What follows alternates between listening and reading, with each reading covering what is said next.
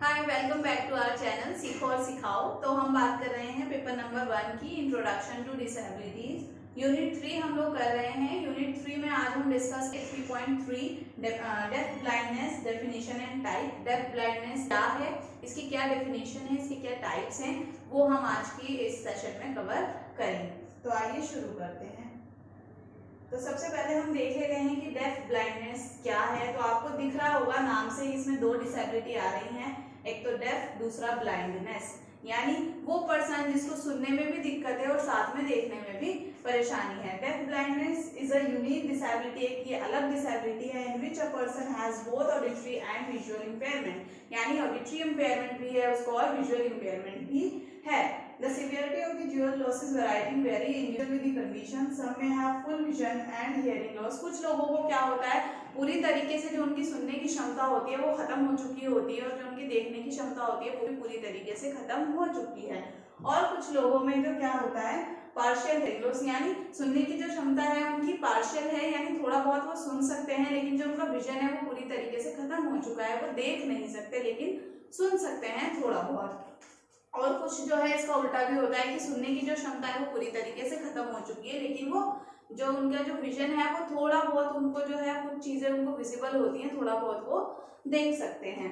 This combination disability causes impairment, cognitive development, mobility problem. अब देखिए, जब ये इतनी सीवियर डिसेबिलिटी है जिसमें जो है हमारी ऑडिटरी और विजुअल जो दोनों चीजें ही इफेक्ट होती है, ना तो हम देख पाते हैं और ना ही सुन पाते हैं, तो क्या होगा, जब हम देख ही नहीं सकते तो हम किस तरीके से चलेंगे, हम कैसे कोई रोड क्रॉस करेंगे या कहीं पे जाएंगे, तो क्या चलने फिरने में भी कठिनाई आने लगती है। और जब हम किसी से बात ही नहीं करेंगे तो हमारी कम्युनिकेशन स्किल्स डेवलप नहीं होगी, हम किसी से बात नहीं कर पाएंगे, कॉन्फिडेंस नहीं आएगा, हम डरे डरे रहने लगेंगे, हमें कोई चीज समझ नहीं आएगी, इरिटेट होने लगेंगे, बिहेवियर इश्यूज जो है वो स्टार्ट हो जाएंगे। तो ये क्या है कि पूरी तरीके से किसी भी बच्चे के जो डेवलपमेंट होना चाहिए वो इस तरीके से नहीं हो पाता जिस तरीके से एक बच्चे का जो है होना चाहिए। तो क्या होता है, बच्चे के अंदर डेवलपमेंटल डिले इन चिल्ड्रन देखने को मिलता है। जो बच्चे जिनको जो है डेफ ब्लाइंडनेस की जो डिसेबिलिटी है उसमें होते हैं, उस कंडीशन में होते हैं, तो उनका जो डेवलपमेंट होता है वो भी डिले होता है। यानी जो चीज हम एक नॉर्मल एज में जो चीज सीख जाते हैं, बोलना सीख जाते हैं, चलना सीख जाते हैं, खाना सीख जाते हैं, खुद की ड्रेसिंग करना सीख जाते हैं, वो इन बच्चों को ये सारी चीजें सीखने में काफी लंबा टाइम लग जाता है, तो उनका डेवलपमेंट जो है वो डिले होता है। These children face learning problems even in special education programme. ये जो बच्चे होते हैं अगर इन्हें स्पेशल एजुकेशनल प्रोग्राम भी मिल रहा है, यानी किसी स्पेशल स्कूल भी जा रहे हैं, इंक्लूसिव स्कूल भी जा रहे हैं, तब भी इन्हें बहुत सारी परेशानियों का सामना करना पड़ता है। क्योंकि देखिए, अगर हमारे कान में दिक्कत हो गई, हम सुन नहीं पाते, तो हम देख के चीजों को थोड़ा समझ सकते हैं, लेकिन सोचिए जब हम देख भी नहीं सकते, सुन भी नहीं सकते, तो हम किस तरीके से किसी चीज को समझेंगे, ना तो दिखाई दे रहा है और ना ही सुनाई दे रहा है। तो सेम ऐसे इन बच्चों के साथ भी बहुत ज्यादा परेशानियां आती हैं और जो है बहुत डिफिकल्टी होती है इनको चीजों को लर्न करने में। Which are mean for visual and auditory impaired children as they have both the disability। क्यों? क्योंकि इनको दोनों ही डिसेबिलिटी होती है, इनका विजन में भी इनको प्रॉब्लम है और सुनने में भी इन्हें दिक्कत होती है। तो अब देख लेते हैं डेफ ब्लाइंडनेस की हिस्ट्री क्या है। Deaf blindness means that a person, deaf blind means that a person is not able to hear. इसका मतलब क्या है, वो पर्सन जो सुन नहीं सकता, एज वेल एज सी, जो देख भी नहीं सकता। It is an umbrella term of both children and adults. यानी ये जो है दोनों में ही देखने को मिल सकता है, बच्चों में भी और बड़ों में भी। तो एक लेडी थी हेलन केलर के नाम से, आपने इनका नाम भी सुना होगा, बहुत ज्यादा ये फेमस है। हेलन केलर अमेरिकन थी, ये अमेरिकन ऑथर, इन्होंने बुक्स वगैरह लिखी थी और लेक्चर भी दिया था, लेक्चरर थी ये। Is the famous deaf blind, ये बहुत ज्यादा फेमस थे डेफ ब्लाइंड, यानी ये भी इसी डिसेबिलिटी से थी। जब ये 18 साल की उम्र में थी उस टाइम पे जो है ये बीमार हो गई थी। पहले ये स्टार्टिंग में ठीक थी, उसके बाद ये बीमार हुई, और जब ये बीमार हुई तो उसके बाद जो है इनकी सुनने की क्षमता और देखने की क्षमता पूरी तरीके से जा चुकी थी, ना तो इन्हें दिखाई देता था और ना ही इन्हें कुछ भी सुनाई देता था। तो ये क्या है कि ये इनकी जो हिस्ट्री है वो ये बताती है कि ये इतनी, मतलब 18 साल की 19 महीने की जो उम्र होती है, 18 महीने की, सॉरी, तो इतनी कम उम्र में ही जो है इन्होंने अपने सुनने और देखने दोनों की क्षमता को जो है बिल्कुल खो दिया था, लेकिन उसके बावजूद इन्होंने बहुत मेहनत की और मेहनत करने के बाद जो है कामयाबी हासिल की और सारी चीजों को सीखा। He faced many difficulty during her childhood, बचपन में उन्होंने बहुत डिफिकल्टी देखी, क्योंकि देखिए जब वो सुन नहीं सकती थी तो चीजों को कैसे सीखेंगी। तो स्टार्टिंग में उन्हें बहुत ज्यादा प्रॉब्लम हुई, बहुत ज्यादा वो परेशान कि मैं कैसे चीजों को समझूं और जो है उनको सीखूं। फिर कुछ टाइम के बाद 6-7 साल की उम्र में जो है एक टीचर आई उनके पास, उनका नाम अभी मुझे ध्यान नहीं है। वो टीचर आई और वो जो है वो भी थोड़ी जो है विजुअली इम्पेयर्ड थी और साथ में उन्होंने जो है एक अच्छे स्कूल से एजुकेशन ली थी।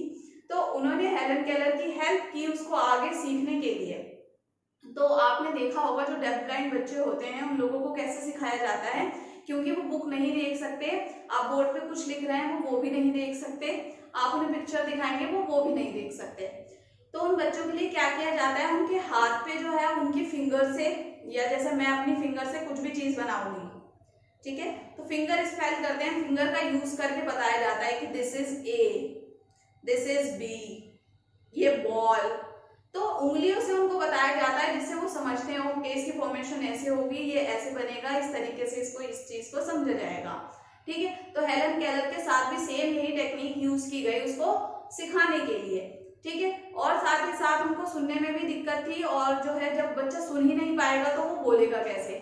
तो धीरे धीरे, क्योंकि 19 महीने की जब वो थी तब उनकी जो है ऑडिटरी और विजुअल जो भी उनका था वो जा चुका था। तो उससे पहले उन्होंने कुछ वर्ड, थोड़े थोड़े से वर्ड सीखे थे, तो उन्हीं वर्ड्स की हेल्प करते करते जो है उसको आगे की जो है स्पीच दी गई, और जो है वो आगे उनकी स्पीच बहुत अच्छी हो गई।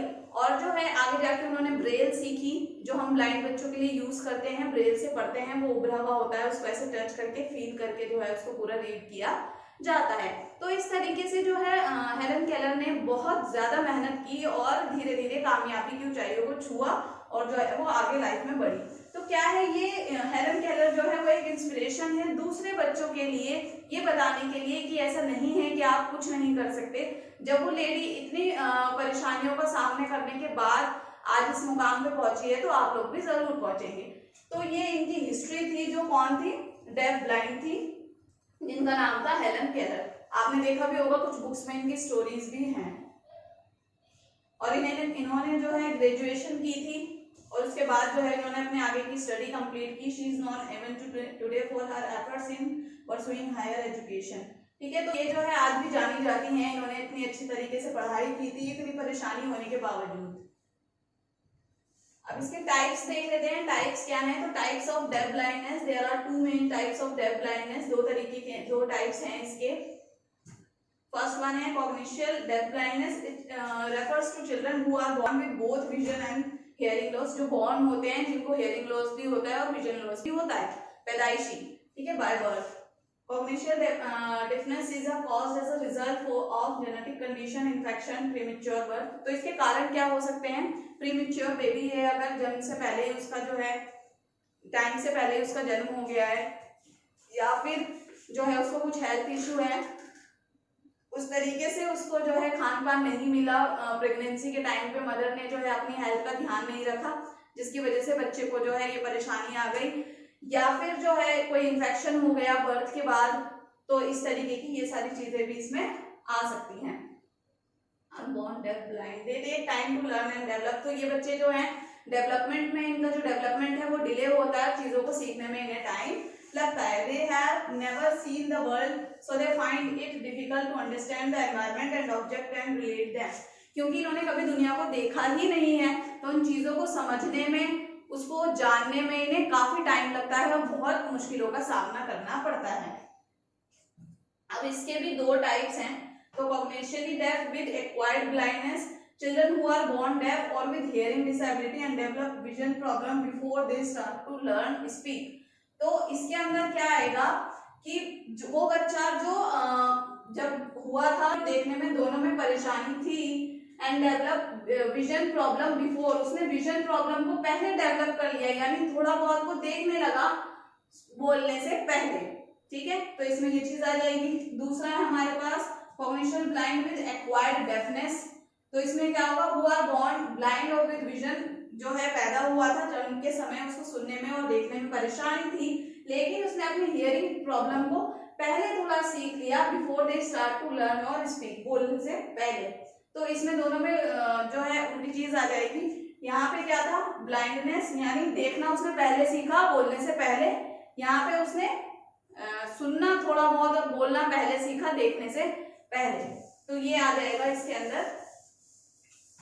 अब देख लेते हैं इसका सेकंड टाइप क्या है। तो है acquired deaf blindness, when a person loses his ability to see and hear at a later stage of life, यानी वो क्या था, जन्म के समय, at the time of birth, और ये क्या है आफ्टर द बर्थ, बर्थ के बाद कोई ऐसा इंसिडेंट हो गया, कोई कुछ भी चीज हो गई, कोई बीमार हो गया, जैसे हेलन केलर थी, वो बाय बर्थ जो है वो डेफ ब्लाइंड नहीं थी, कुछ समय के बाद 19 महीने और 18 मंथ के बाद जो है वो बीमार हो गई थी, और बीमार होने के बाद जो है उनके सुनने और देखने की क्षमता बिल्कुल पूरी तरीके से खत्म हो चुकी थी। तो क्या था वो, उनको कौन सा था, एक्वायर्ड डेफ ब्लाइंडनेस, यानी जन्म के बाद हुआ था, जन्म के समय नहीं। It is cause due to accident, ठीक है, एक्सीडेंट की वजह से हो सकता है, एजिंग एज की वजह से भी हो सकता है, और अलग अलग कंडीशंस भी इसके लिए हो सकती हैं। These people have seen the world so they can understand the world and adapt these to situations well, क्योंकि ये जो है बर्थ के टाइम से ही जो है इन्हें सुनने और बोलने में दिक्कत नहीं होती, एक टाइम के बाद जाके इनके साथ ऐसा होता है। तो इन्होंने पहले चीजों को सीखा होता है, यानी पहले चीजों को देखा होता है, और पहले जो है लोगों की बातों को सुना होता है, इन्हें पता है कि बोलना कैसे है, सुनना कैसे है, देखना कैसे है, पानी कैसा दिखता है, खाना कैसा दिखता है, मेरी मम्मी कैसी दिखती है, ठीक है। तो इन्होंने पहले इन चीजों को देखा होता है, तो इन्हें जो है परेशानी होती है, लेकिन उनके मुकाबले जो है ये लोग कम डिफिकल्टी फेस करते हैं।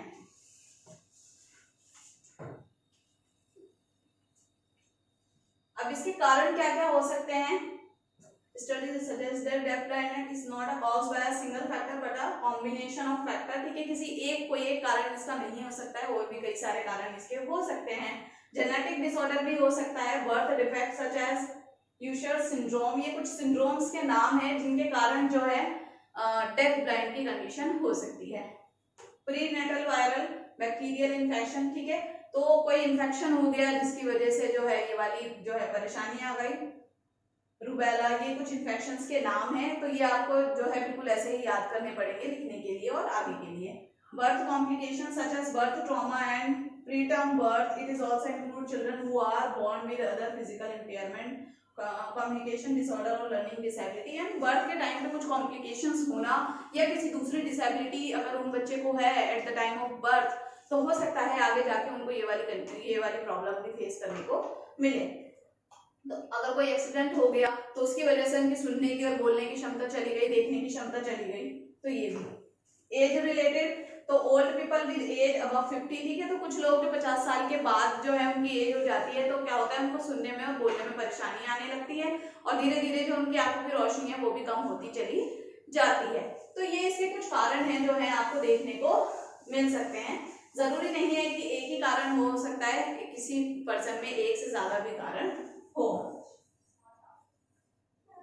तो ये जो आज की वीडियो थी, हमने डिस्कस करी डेफ ब्लाइंडनेस के बारे में कि डेफ ब्लाइंडनेस क्या है, इसकी डेफिनेशन क्या है, इसकी टाइप क्या है। वो कि आपको ये सेशन बहुत अच्छे से समझ आया होगा। इसी तरीके से हमारी वीडियोस को देखते रहिए, अपने फ्रेंड्स के साथ शेयर करते रहिए। तो अब हम मिलेंगे हमारी नेक्स्ट वीडियो में। आज के लिए बाय बाय।